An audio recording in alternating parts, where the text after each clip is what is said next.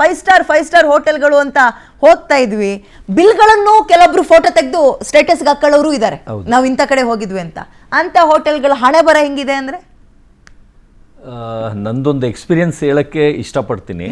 ನಾನು ಯಾವಾಗಲೂ ಫ್ರಂಟ್ ಮಾತ್ರ ನೋಡ್ತಾ ಇದ್ದೆ, ಅಂದರೆ ಲಕ್ಸುರಿನೆಸ್ಸು, ಅವರು ಒಂದು ಬೊಫೆಲಿ ಸ್ಟೈಲಾಗಿ ಜೋಡಿಸಿರ್ತಾರೆ, ಆ ಥರ ಒಂದು ನೋಡೋಕ್ಕೇ ಎಷ್ಟು ಅಂದವಾಗಿ ಜೋಡಿಸಿರ್ತಾರೆ, ಆ ಥರ ಫೀಲಲ್ಲಿ ಇರ್ತಿದ್ದೆ. ಒಂದೇ ಒಂದು ದಿವಸ ನನಗೆ ಆಗಿದ್ದ ಎಕ್ಸ್ಪೀರಿಯನ್ಸ್ ಹೇಳಕ್ಕೆ ಇಷ್ಟಪಡ್ತೀನಿ. ಒಂದಿನ ಹಿಂದೆ ಬಾಗ್ಲಿಂದ ನನಗೆ ಶಾರ್ಟ್ ಕಟ್ ಅಂದ್ಬಿಟ್ಟು ಕರ್ಕೊಂಡು ಬಂದರು. ಅದು ಹೋಟ್ಲ್ ಹೆಸರು ಹೇಳಕ್ಕೆ ಇಷ್ಟಪಡಲ್ಲ. ನನಗೆ ಸತ್ತೆಣದ ವಾಸನೆ ಬಂತು, ಅಂದರೆ ಸತ್ತೆಣ ಥರ. ಆಮೇಲೆ ನೆಲ ಬಂದು ಜಾರ್ತಾ ಇದ್ದೀನಿ, ನಾನು ಬಂದು ಬೂಟ್ಸ್ ಹಾಕೋದು, ಅದು ಒಂಚೂರು ಜಿಡ್ಡಿದ್ರು ಜಾರುತ್ತೆ. ಫುಲ್ಲು ಸಾರಲ್ಲೇ ಚೆಲ್ಲಿದೆ, ಮೊಸರಲ್ಲೇ ಚೆಲ್ಲಿದೆ, ಅದು ಕೊಳ್ತೋಗಿ ಒಂಥರ ವಾಸನೆ ಬಂದುಬಿಟ್ಟಿದೆ. ನಾನು ಏನಿದೆ ಆಚೆಯಿಂದ ಇಷ್ಟು ಹಂದವಾಗಿ ಕಾಣಿಸುತ್ತೆ, ಒಳಗಡೆ ಹೋದರೆ ಕಿಚನ್ ಏನು ಈ ಥರ ಇದೆ, ಒಂದು ಮೇಂಟೈನ್ ಮಾಡಿಲ್ಲ, ತೊಳೆದಿಲ್ಲ ಅಂತ ನಾನು ಪಾಸ್ ಆಗ್ತಾ ಅಲ್ಲಿ ವರ್ಕರ್ ಯಾರು ಪಾಸ್ ಆಗ್ತಾರೆ ಅವ್ರಿಗೆ ಹೇಳಿದೆ, ಸರ್ ಏನಕ್ಕೆ ಅಂದರೆ ಇಲ್ಲ ನಿನ್ನೆ ರಾತ್ರಿ ಇದ್ದಿದ್ದು, ಇವಾಗ ಇನ್ನೇನು ಕ್ಲೀನ್ ಮಾಡ್ತೀವಿ ಸರ್, ಮಧ್ಯಾಹ್ನ ಆಗಿದೆ, ಇದು ಮಧ್ಯಾಹ್ನ ಆದರೂ ನೀವು ಕ್ಲೀನ್ ಮಾಡಿಲ್ಲ, ಇಷ್ಟು ಗಬ್ಬು ನಾತ ಹೊಡಿತಾ ಇದೆ ಅಂತ ಕೇಳಿದ್ಕೆ ಅವ್ರಿಗೆ ಆನ್ಸರ್ ಕೊಡೋಕ್ಕೂ ಆಗಲಿಲ್ಲ, ಅಂದರೆ ಅದು ಏನು ಕಾರಣ ಅಂತ.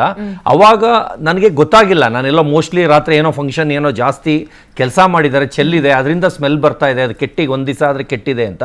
ಆದರೆ ಇವಾಗ ಅದು ಟಿ ವಿಲೆಲ್ಲ ನೋಡಿದ ಮೇಲೆ ಗೊತ್ತಾಗ್ತಾ ಇದೆ ಇವ್ರು ಕೆಟ್ಟಿರೋ ಪದಾರ್ಥನೇ ಯೂಸ್ ಮಾಡ್ತಾರೆ ಅಂತ. ಯಾಕಂದರೆ ಇವ್ರಿಗೆ ಬಿಸ್ನೆಸ್ ತುಂಬ ಕಡಿಮೆ ಆಗುತ್ತೆ.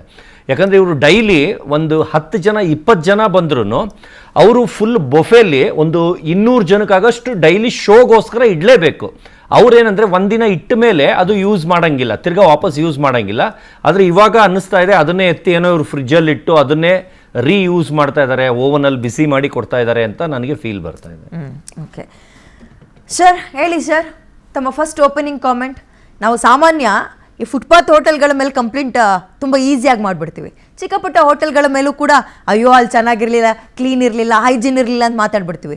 5 ಸ್ಟಾರ್ ಹೋಟೆಲ್ನಲ್ಲಿ ಕ್ಲೀನಾಗಿರಲಿಲ್ಲ, 5 ಸ್ಟಾರ್ ಹೋಟೆಲ್ನಲ್ಲಿ ಊಟ ಚೆನ್ನಾಗಿರಲಿಲ್ಲ ಅಂದರೂ ಕೂಡ ನಾವು ಅದನ್ನು ಹೇಳೋಕ್ಕೆ ಹೋಗಲ್ಲ. ಇವ್ರುಗಳ ಹಣೆ ಬರ ಗೊತ್ತಾಗಕ್ಕೆ ಇಷ್ಟು ದಿನಗಳು ಬೇಕಾಯ್ತಾ ನಮಗೆ? ನೋಡಿ, ನಿನ್ನೆ ದಿವಸ ಬೆಂಗಳೂರಿನಲ್ಲಿ ಆಹಾರ ಸುರಕ್ಷತೆ ಅಧಿಕಾರಿಗಳು ರೈಡ್ ಮಾಡಿರೋ ಸುದ್ದಿ ಬಂತು. ಇದರ ಹಿಂದೆ ಏನು ಅಂದರೆ UT ಖಾದರ್ ಅವರೇನೋ ಸಲಹೆ ಸೂಚನೆ ಕೊಟ್ಟಿದ್ದಾರೆ ಅಂತ. ಇಲ್ದಿದ್ರೆ ಅವ್ರು ಸೂಚನೆ ಕೊಟ್ಟಿಲ್ಲ ಅಂದರೆ ಇವ್ರು ಮಲ್ಲಿಗೆ ಇರ್ತಾ ಇದ್ರು. ನಂಬರ್ 1 ಯಾಕೆ ಸೂಚನೆ ಕೊಟ್ಟರು UT ಖಾದರ್? ಈಗ ಇಷ್ಟು ವರ್ಷ ಇಲ್ಲದೆ ಇರೋದು ಈಗ ಯಾಕೆ ಬಂತು ಅಂದರೆ, ಮಹಾರಾಷ್ಟ್ರದಲ್ಲಿ ಆಹಾರ ಸುರಕ್ಷಿತಾ ಅಧಿಕಾರಿ ತುಕಾರಾಮ್ ಮುಂಡೆ ಅಂತ ಇವತ್ತು ಮಹಾರಾಷ್ಟ್ರದಲ್ಲಿ ಮನೆ ಮಾತಾಗಿದ್ದಾರೆ. ಪ್ರತಿಯೊಂದು ಮನೆಗಳಲ್ಲೂ ತುಕಾರಾಮ್ ಮುಂಡೆ ಹೆಸರು ಹೇಳ್ತಾ ಇದ್ದಾರೆ. ಯಾಕೆಂದರೆ ಎಲ್ಲ ಹೋಟೆಲ್ಗಳನ್ನು 3000 ಹೋಟೆಲ್ಗಳನ್ನು ಒಂದೇ ಸರಿ ರೈಡ್ ಮಾಡಿ ಸಾಕಷ್ಟು ಹೋಟೆಲ್ಗಳು ಬಂದಾಗಿದ್ದಾವೆ. ಈಗ ಹೇಗಾಗಿದೆ ಪರಿಸ್ಥಿತಿ ಬಾಂಬೆಯಲ್ಲಿ ಅಂದರೆ, ಬಾಂಬೆ ಸುತ್ತಮುತ್ತ ಔಟ್ ಆಫ್ ಇದು ಸಿಟಿನಲ್ಲಿ ಎಲ್ಲ ಹೋಟೆಲ್ಗಳು ಸ್ವಯಂ ಆಗಿ ಆ ಮಾಲೀಕರು ಬಂದ್ ಮಾಡುವಂಥ ಪರಿಸ್ಥಿತಿ ಬಂದ್ಬಿಟ್ಟಿದೆ. ಯಾಕೆಂದರೆ ಎಲ್ಲ ಗಲೀಜು, ಆಹಾರ ಸುರಕ್ಷತೆ ಇಲ್ಲ. ಅದು ತಿಂದು ಕೆಲವೇ ದಿನಗಳಲ್ಲಿ ಕೆಲವರು ಆಸ್ಪತ್ರೆಯಲ್ಲಿ ಇರ್ತಾರೆ. ಇವತ್ತು ಎಷ್ಟೋ ಆಸ್ಪತ್ರೆಗಳು ಕಿಕ್ಕಿರಿದು ತುಂಬಿರ್ತಾವೆ, ಸರ್ಕಾರಿ ಆಸ್ಪತ್ರೆಗಳು. ಅಂದರೆ ಇಂಥ ಕಳಪೆ ಆಹಾರನ ರಸ್ತೆ ಬದಿ ಮತ್ತು ದರ್ಶಿನಿಗಳಲ್ಲಿ ತಿಂದಿರ್ತಕ್ಕಂಥ ರೋಗ ಅದು ಒಂದೇ ಸರಿ ಬರಲ್ಲ. ತಿಂದು ಆ ಕಲರು, ಆ ಟೇಸ್ಟ್ ಪೌಡ್ರು ಎಲ್ಲ ಹಾಕಿರ್ತಾರಲ್ಲ, ಅದು ಕ್ಯಾನ್ಸರಿಗೆ ಇನ್ನೊಂದು ರೋಗಕ್ಕೆ ತುತ್ತಾಗ್ತಾರೆ ಜನ. ಹಾಗಾಗಿ ಆಸ್ಪತ್ರೆಯಲ್ಲೂ ರಶ್ ಆಗುತ್ತೆ. ಇದಕ್ಕೆ ಮೂಲ ಕಾರಣ ಬಂದ್ಬಿಟ್ಟು ಆಹಾರ ಸುರಕ್ಷತೆ ಇಲ್ದಿರೋದು. 1954 ಸೆಕ್ಷನ್ನು, ಈ ಸೆಕ್ಷನ್ನನ್ನು ಆವಾಗ ರದ್ದು ಮಾಡಿ ಕೇಂದ್ರ ಸರ್ಕಾರ ಇಡೀ ದೇಶಕ್ಕೆ ಒಂದು ಸಮಗ್ರವಾದಂಥ ಕಾನೂನು 2006 ಕಾನೂನನ್ನು ತರುತ್ತೆ. ಆ ಕಾನೂನಿನಲ್ಲಿ ಭಾಳಷ್ಟು ಕಠಿಣವಾದ ಶಿಕ್ಷೆ ಕೊಡಬೇಕು. ಕಲಬೆರಕೆಗೆ ಒಂದು, ಆಮೇಲೆ ಆಹಾರ ಸುರಕ್ಷತೆ ಇಲ್ಲ ಅಂದರೆ ಇನ್ನೊಂದು, ಟೇಸ್ಟ್ ಪೌಡ್ರ್ ಹಾಕಿದ್ರೆ ಇನ್ನೊಂದು, ಆಮೇಲೆ ಅಧಿಕಾರಿಗಳು ಹೋಗಿ ರೈಡ್ ಮಾಡಿದಾಗ ಕರ್ತವ್ಯಕ್ಕೆ ಅಡ್ಡಿಪಟ್ಟರೆ ಇನ್ನೊಂದು ಕಾಯ್ದೆ. ಈ ಥರ ಎಲ್ಲ ಸೆಕ್ಷನ್ಗಳಲ್ಲಿ ಆ ಹೋಟೆಲ್ ಮಾಲೀಕರಿಗೆ ಶಿಕ್ಷೆ ಕೊಡುವಂಥ ಅಧಿಕಾರ ಇದೆ. ಆದರೆ ನಮ್ಮಲ್ಲಿ ಏನಾಗಿದೆ, ಇವತ್ತು ಸ್ಟಾರ್ ಹೋಟೆಲ್ಗಳನ್ನು ನಿನ್ನೆ ಮಾತ್ರ ಏನೋ ರೈಡ್ ಮಾಡಿದ್ದಾರೆ. ಇವತ್ತು ಬೆಂಗಳೂರಂಥ ಮಹಾನಗರದಲ್ಲಿ ಎಷ್ಟು ದರ್ಶಿನಿಗಳು, ಎಷ್ಟು ರೋಡ್ ಬದಿ ವ್ಯಾಪಾರಿಗಳು, ಎಷ್ಟು ಜನ ಅಲ್ಲಿ ತಿಂತಾ ಇದ್ದಾರೆ ಅಂದರೆ ಅದು ಆಹಾರ ಸುರಕ್ಷತೆನೇ ಇಲ್ಲ. ಒಂದು ಎಕ್ಸಾಂಪಲ್ ಹೇಳ್ತೀನಿ, ನೀವು ಶಾಲೆ ಸುತ್ತಮುತ್ತ ಅಲ್ಲೆಲ್ಲ ಈ ಸಣ್ಣ ಸಣ್ಣ ಕಿರಾಣಿ ಅಂಗಡಿಗಳಲ್ಲಿ, ಬೇಕರಿಗಳಲ್ಲಿ, ಭರಣಿಗಳಲ್ಲಿ ತುಂಬಿಸಿರ್ತಾರೆ ಆಹಾರನ. ಔಟ್ಡೇಟೆಡ್ ಎಲ್ಲ ಅದು. ಜನ ಹೋಗಿ, ಹುಡುಗರು ಹೋಗಿ ದುಡ್ಡು ಕೊಟ್ಟು ಅದನ್ನು ತಿಂತಾರೆ, ಯಾಕಂದರೆ ಟೇಸ್ಟ್ ಪೌಡರ್ ಹಾಕಿರ್ತಾರೆ. ಹೀಗಾಗಿ ನಿನ್ನೆ ನಮ್ಮ ಬೆಂಗಳೂರಿನಲ್ಲಿ ಕರ್ನಾಟಕ ಸರ್ಕಾರದವರು, ಆಯುಕ್ತರು ಮತ್ತು ಇಲಾಖೆ ಮಲಗಿಬಿಟ್ಟಿತ್ತು, ಗಾಢ ನಿದ್ರೆಯಲ್ಲಿದ್ದರು ಅವರು. ಆಹಾರ ಸುರಕ್ಷತಾ ಇಲಾಖೆ ಕರ್ನಾಟಕ ಸರ್ಕಾರ ಗಾಢ ನಿದ್ರೆಯಲ್ಲಿದ್ರು. ಯಾವಾಗ ಮಹಾರಾಷ್ಟ್ರದಲ್ಲಿ ಹಂಗಾಮ ಸೃಷ್ಟಿ ಆಯ್ತೋ, ತುಕಾರಾಮ್ ಮುಂಡೆ ಅಂತ ವ್ಯಕ್ತಿ ಪ್ರತಿಯೊಂದು ಹೋಟೆಲ್ಗಳಿಗೆ ರೈಡ್ ಮಾಡಿದ್ರು. ಆಮೇಲೆ ಅಲ್ಲಿ ಗುಟ್ಕಾ ಅದು ಕೂಡ ನಿಷೇಧ ಮಾಡ್ಬಿಟ್ಟಿದೆ, ಯಾರು ವ್ಯಾಪಾರ ಮಾಡಂಗೇ ಇಲ್ಲ ಗುಟ್ಕಾ, ಅದನ್ನ ಮಾಡಿದ್ದಾರೆ. ಕೊನೆಗೆ ಏನಾಯ್ತು, ಒಬ್ರು ಹೋಟೆಲ್ ಮಾಲೀಕರು ಹೈಕೋರ್ಟ್ಗೆ ಹೋಗ್ತಾರೆ. ಹೈಕೋರ್ಟ್ಗೆ ಹೋಗಿ ನನಗೆ ರೈಡ್ ಮಾಡಿ ನನ್ನ ಹೋಟ್ಲನ್ನು ಬಂದ್ ಮಾಡಿದ್ದಾರೆ, ಅದು ಸರಿಯಲ್ಲ ಅಂತ. ಇನ್ನೊಂದ್ಸರಿ ಚೆಕ್ ಮಾಡಿ ಅಂತ ಹೈಕೋರ್ಟ್ ಹೇಳುತ್ತೆ. ಮತ್ತೆ ಹೋದಾಗ್ಲೂ ಅಲ್ಲಿ ಹುಳ ಗಲೀಜು ಎಲ್ಲ ಇರುತ್ತೆ, ರಿಪೋರ್ಟ್ ಕೊಡ್ತಾರೆ. ಅಲ್ರಿ ನೀವು ಖಾಸಗಿ ಹೋಟ್ಲ್ ಮಾತ್ರ ರೈಡ್ ಮಾಡ್ತೀರಿ, ಗೌರ್ಮೆಂಟ್ ಕ್ಯಾಂಟೀನ್ ಯಾಕೆ ರೈಡ್ ಮಾಡಲ್ಲ ಅಂತ. ಮಾಡ್ತೀವಿ ಸ್ವಾಮಿ ಅಂತ ಮಾರನೇ ದಿನನೇ ಹೈಕೋರ್ಟ್ ಕ್ಯಾಂಟೀನೇ ರೈಡ್ ಮಾಡಿದ್ರು. ಹೈಕೋರ್ಟ್ ಕ್ಯಾಂಟೀನ್ ರೈಡ್ ಮಾಡಿ 2 ಕ್ಯಾಂಟೀನ್ ಬಂದ್ ಮಾಡಿದ್ರು. ಇನ್ನೊಂದು ವಕೀಲರು ನಡೆಸೋ ಕ್ಯಾಂಟೀನಿಗೆ ಪರವಾನಗಿನೇ ಇರಲಿಲ್ಲ.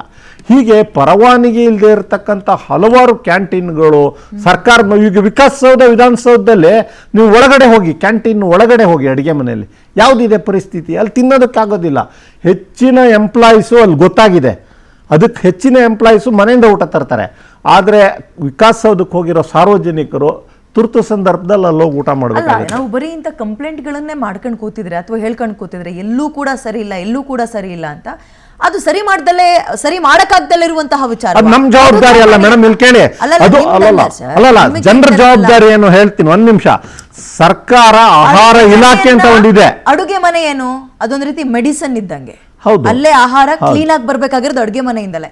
ಅದನ್ನ ನೆಟ್ಟಗಿಟ್ಕೊಳಕ್ ಆಗ್ದಲೇ ಇರುವಷ್ಟು ನಾವು ವೀಕ್ ಆಗ್ಬಿಟ್ಟಿದೀವ. ಅಲ್ಲಲ್ಲ, ಆಹಾರ ಇಲಾಖೆಯ ಆಯುಕ್ತರು ಮತ್ತು ಆ ಅಧಿಕಾರಿ ವರ್ಗ ಇದೆಯಲ್ಲ, ಅವ್ರ ಕರ್ತವ್ಯನ ಅವರು ಪಾಲನೆ ಮಾಡ್ತಾ ಇಲ್ಲ. ಅದಕ್ಕಾಗಿ ಇವತ್ತು ಸೂಚನೆ ಕೊಟ್ಟರು ಯುಟಿ ಖಾದರ್ ಅವರು. ಸೂಚನೆ ಕೊಡದೇ ಇದ್ರೆ ಅವ್ರು ರೇಡೇ ಮಾಡೋದಿಲ್ಲ. ಸಂಬಳ ಬರುತ್ತೆ ಅವರಿಗೆ, ಪ್ರತಿಯೊಂದು ಸಂಬಳ. ಅಲ್ಲೋ ಇಲ್ಲೋ ಒಂದ್ ಕಡೆ ಹೋಗ್ಬಿಟ್ಟು ಅಮೇಧ್ಯ ತಿನ್ಬಿಟ್ಟು ಸುಮ್ಮನೆ ಬರ್ತಾರೆ. ಯಾವ ಜನರಿಗೆ ಕೇಸ್ ಹಾಕಿದಾರ್ರಿ, ಯಾವ ಹೋಟೆಲ್ ಬಂದ್ ಮಾಡಿದಾರೆ ಕರ್ನಾಟಕದಲ್ಲಿ ಇವತ್ತು? ಮಹಾರಾಷ್ಟ್ರಕ್ಕೆ ಹೋಲಿಸಿದ್ರೆ ಇವತ್ತು 2 ತಿಂಗಳು ಅವರು ತುಕಾರಾಮ್ ಮುಂಡೆ ಬಂದು 2 ತಿಂಗಳಾಯ್ತು. ಅವ್ರಿಗೆ ಒಂಥರ ಪನಿಷ್ಮೆಂಟ್ ಟ್ರಾನ್ಸ್ಫರ್ ತರ ಮಾಡಿದ್ರು ಅಲ್ಲಿ ಸರ್ಕಾರ. ಆದರೆ ಅವನು 25 ವರ್ಷದಲ್ಲಿ 21 ಟ್ರಾನ್ಸ್ಫರ್ ನೋಡಿರ್ತಕ್ಕಂಥ ಅಧಿಕಾರಿ ಯಾವುದೇ ಲಂಚ ರುಶ್ವತ್ತಿಗೆ ಬಲಿಯಾಗ್ದೇನೆ ಜನರ ಆರೋಗ್ಯ ರಕ್ಷಣೆ ಬೇಕು ಅಂತೇಳಿ ತಮ್ಮ ಕರ್ತವ್ಯನ ಪಾಲನೆ ಮಾಡಿದ್ರು. ಅಂತಹ ಅಧಿಕಾರಿ ಕರ್ನಾಟಕದಲ್ಲಿ ಎಲ್ಲಿದ್ದಾರೆ ಮೇಡಮ್ ಹೇಳಿ? ಹಾಗಾಗಿ ಕರ್ನಾಟಕ ಸರ್ಕಾರ ಇವತ್ತು ಏನಾದ್ರು ಜಾಗ್ರತೆ ಆಗಿದೆ, ಇದ್ರ ಬಗ್ಗೆ ಮಿನಿಸ್ಟರ್ ಸೂಚನೆ ಕೊಟ್ಟಿದ್ದಾರೆ ಅಂದ್ರೆ ಆ ಕ್ರೆಡಿಟ್ ಎಲ್ಲ ಮಹಾರಾಷ್ಟ್ರದ ತುಕಾರಾಮ್ ಮುಂಡೆಗೆ ಹೋಗುತ್ತೆ. ಯಾಕೆ ಅಂದ್ರೆ ಬೆಂಗಳೂರಿನಲ್ಲಿ ಒಂದು ಕ್ರೈಮ್ ಆದಾಗ ಮಹಾರಾಷ್ಟ್ರ ಪೊಲೀಸ್ನವ್ರು ಬಂದು ರೈಡ್ ಮಾಡ್ಬಿಡ್ತಾರೆ. ಎಲ್ಲಿ ತುಕಾರಾಮ್ ಮುಂಡೆ ಬೆಂಗಳೂರಿಗೆ ಬಂದ್ಬಿಡ್ತಾರ ಅಂತ ಭಯ ಆಗ್ಬಿಡ್ತೀವಿ ಇವ್ರಿಗೆಲ್ಲ. ಹಾಗಾಗಿ ನಿನ್ನೆ ರೈಡ್ ಆಗಿದೆ. ಇದು ಒಂದು ಭಾಗ. ಆದರೆ ಇನ್ನೊಂದು ಭಾಗ ಮೇಡಮ್, ಈ 5 ಸ್ಟಾರ್ ಹೋಟೆಲ್ಗೆ ಸಾಮಾನ್ಯ ಜನರು ಹೋಗ್ಲಿಕ್ಕಾಗಲ್ಲ, ಅಲ್ಲಿ ದುಬಾರಿ ಇರುತ್ತೆ. ಆಮೇಲೆ ಅಲ್ಲಿ ಹೋಗ್ತಕ್ಕಂಥವ್ರು ಈ ಸ್ಯಾಂಗ್ರಿಲಾ ಅಂತ ಹೋಟೆಲ್ನಲ್ಲಿ ನಮ್ಮ ರಾಜಕಾರಣಿಗಳೇ ಕೂತಿರ್ತಾರೆ. ಅವ್ರದ್ದು CLP ಮೀಟಿಂಗ್ ಆಗಿರಲಿ, ಇನ್ನೊಂದು ಮೀಟಿಂಗ್ ಆಗಿರಲಿ, ಹೈಕಮಾಂಡ್ ಬಂದರೆ ಸ್ಯಾಂಗ್ರಿಲಾ ಹೋಟೆಲ್ ಬೇಕು, ಆಮೇಲೆ ಇನ್ನೊಂದು ಯಾವುದೋ ಸ್ಟಾರ್ ಹೋಟೆಲ್ ಬೇಕಾಗುತ್ತೆ, ವಿನ್ಸನ್ ಮ್ಯಾನರ್ ಬೇಕಾಗುತ್ತೆ, ಲಲಿತ ಅಶೋಕ್ ಬೇಕಾಗುತ್ತೆ. ಅವ್ರಿಗೆ ಅರ್ಥ ಆಗಲ್ವಾ? ಸಾಮಾನ್ಯ ಜನರಿಗೆ ಒಳ್ಳೆ ಆಹಾರ ಕೊಡುವಂಥ ಗುರುತರ ಜವಾಬ್ದಾರಿ ಇರ್ತಕ್ಕಂಥದ್ದು ಹೋಟೆಲ್ ಮಾಲೀಕರಿಗೆ. ಮತ್ತು ಅದನ್ನು ಅಸುರಕ್ಷಿತ ಆಹಾರ ಕೊಟ್ಟರೆ ಅದನ್ನು ತನಿಖೆಗೆ ಒಳಪಡಿಸಿ ಮಾಡ್ತಕ್ಕಂಥ ಗುರುತರ ಜವಾಬ್ದಾರಿ ಇರೋದು ಆಹಾರ ಸುರಕ್ಷತಾ ಇಲಾಖೆ ಆಯುಕ್ತರಿಗೆ. ಈ ಆಯುಕ್ತರು ನನಗೇನು ಸಂಬಂಧ ಇಲ್ಲದೆ ಇರೋ ಥರ ಕೂತ್ಬಿಟ್ಟಿದ್ರು ಇಷ್ಟು ವರ್ಷಗಳ ಕಾಲ. ಏನು ನನಗೂ ಅದಕ್ಕೆ ಸಂಬಂಧ ಇಲ್ಲಪ್ಪ ಅಂತ ಎಲ್ಲೋ ರೈಡ್ ಮಾಡಿದ್ದು ಒಂದು ದಾಖಲೆಗಳನ್ನು ಸೃಷ್ಟಿ ಮಾಡಿಕೊಂಡು ಸುಮ್ಮನೆ ಕೂತ್ಬಿಡ್ತಾ ಇದ್ರು.